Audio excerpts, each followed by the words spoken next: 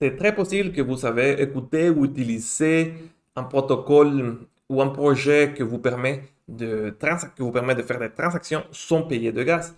Et celui-ci fait possible l'extraction de comptes, les roll-ups, la confidentialité. Alors, projets comme Argent ou Unipass, et l'Optimistic, et les CK Rollups, et même des projets de confidentialité comme Aztec, d'une manière ou d'autre, utilisent cette technologie dans si, utilise cette technologie. Et dans cette vidéo, on va apprendre comment signer une transaction, l'envoyer en relais. On va apprendre aussi qu'est-ce que c'est un relais et puis l'exécuter.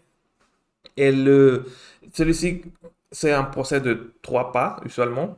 D'abord, vous signez vous créez un message, après vous le signez, et puis vous le vérifiez ou vous l'exécutez. En ce cas, on va utiliser MetaMask pour signer le message et on va le vérifier dans un smart contract dans l'Ethereum Virtual Machine.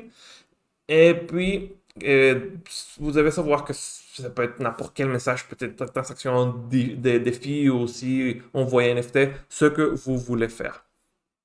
On va le, cette vidéo, je veux que ce soit pas trop long, alors on va le faire le plus simple possible pour que vous aurez une idée rapidement comment ça marche tout cela. Alors on va utiliser cet smart contract, que c'est très simple, c'est seulement un Hello World, et avec vous allez avec un setter que vous pouvez changer ce message. Ça, c'est tout ce qu'on va faire dans cette vidéo. Et la DApp, on va construire aussi une DApp, et ça va se voir comme cela.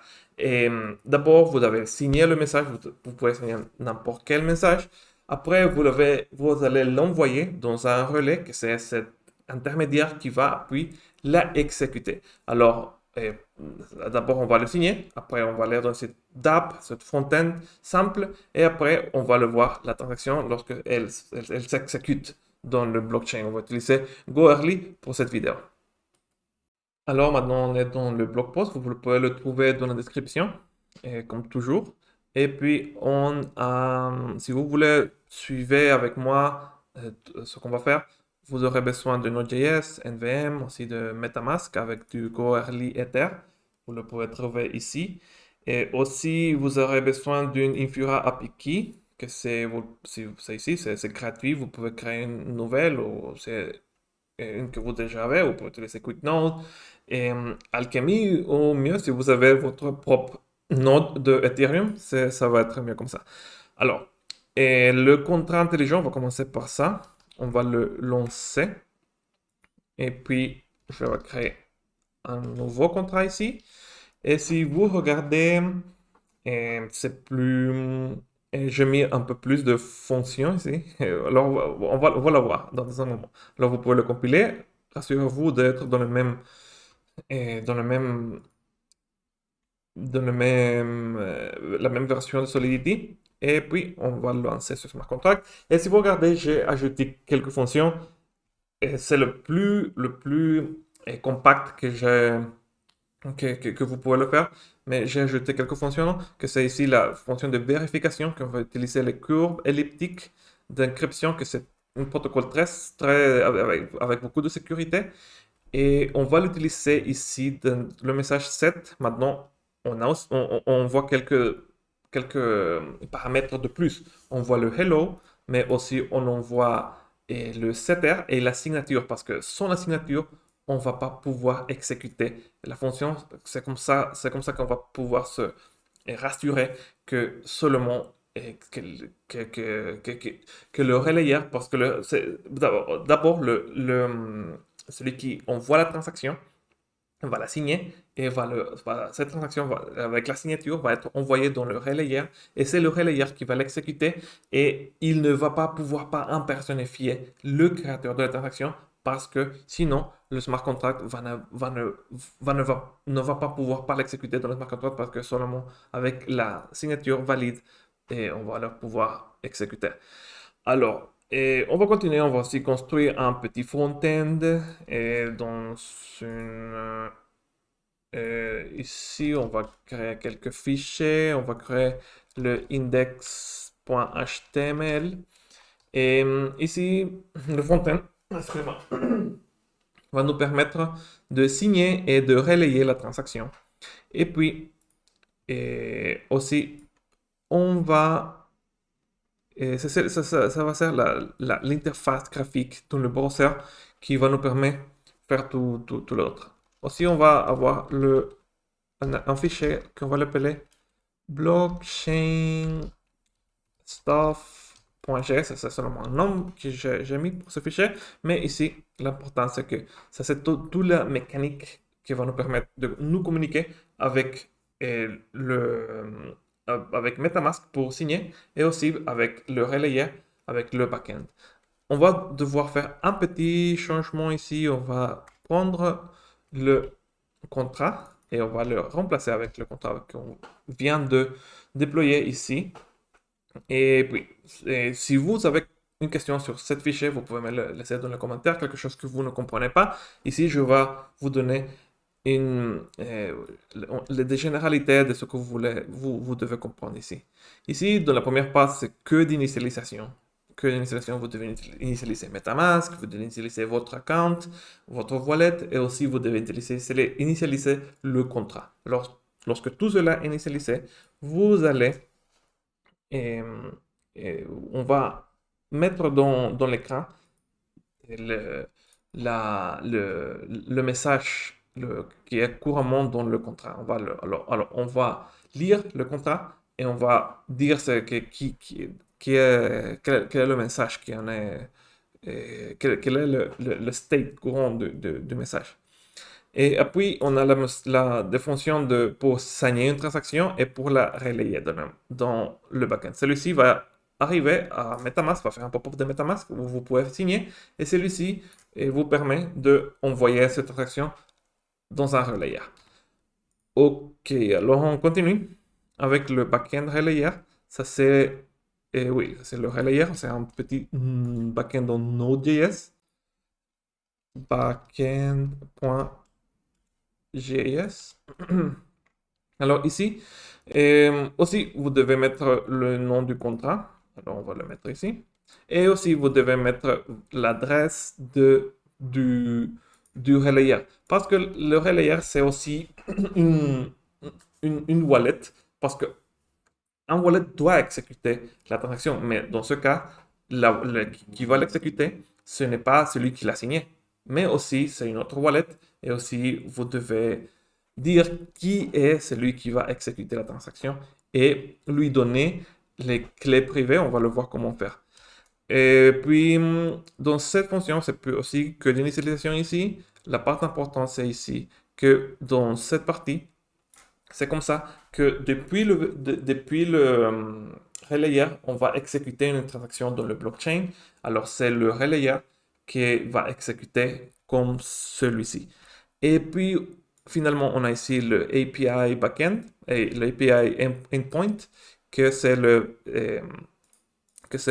l'endpoint relais, qui va recevoir le message et la signature, et puis comme ça, il va l'envoyer dans le blockchain. Alors, on continue. Aussi, on va avoir besoin d'un contrat JSON, alors de le API, que c'est, on va créer ici un folder qui s'appelle JSON API, et dedans, on va créer le contrat.json, que c'est celui-ci. Alors, celui-ci, c'est seulement qui donne les noms des paramètres, les noms des fonctions qu'on peut exécuter ou lire dans le blockchain pour que le front-end ou même le back-end puisse interagir avec le smart contract. Aussi, on va avoir besoin d'un point .emb, que c'est pour cette variable qu'on va établir. Le Goerli RPC URL, vous mettez ici le URL que vous pouvez trouver ici ou ici, dans Infura ou Alchemy, n'importe où. Et puis, la private key, vous pouvez la trouver en MetaMask.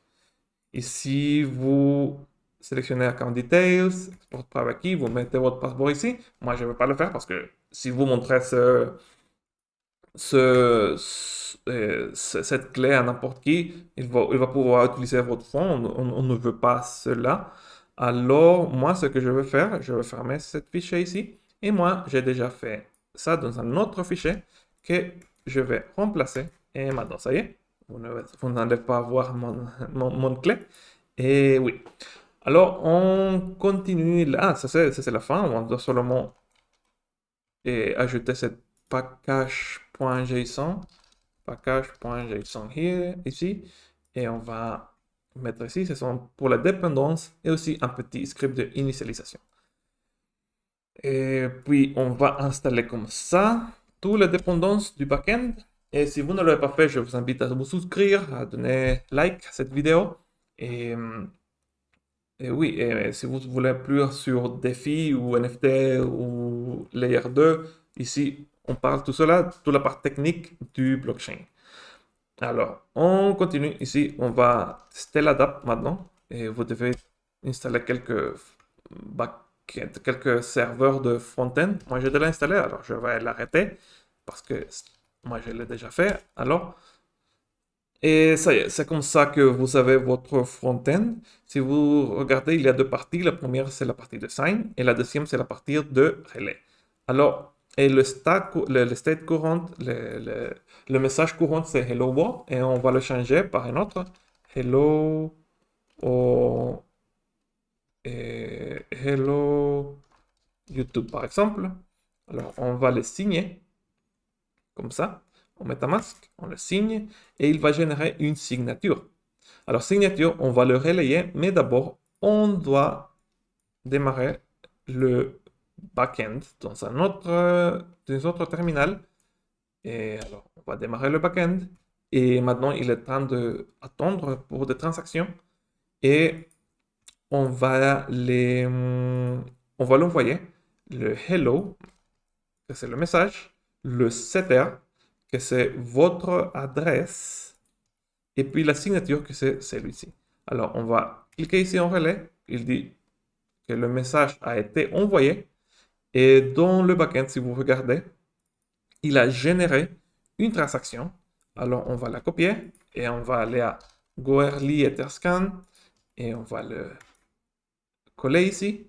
Et vous regardez que la transaction est maintenant dans la même pool et on va attendre que cette transaction s'exécute. Et lorsqu'elle finisse, ici, cet message va changer et le setter, ça va devenir mon adresse. Pas celui du backend, mais l'adresse de celui qui l'a signé. Alors, on attend et ça y est, ça a été exécuté. Et si je fais refresh, et le message a été changé. Alors, que se passe-t-il si votre wallet est remplacé par un smart contract? Alors, maintenant, vous avez de l'abstraction de compte et vous permet de l'expressivité dans votre compte, dans votre wallet. Et, par exemple, vous pouvez mettre plusieurs transactions dans une seule, batch transaction. Et vous pouvez, et aussi social recovery, que c'est que votre ami peut vous aider à récupérer votre compte si vous l'avez perdu, si vous avez perdu votre clé.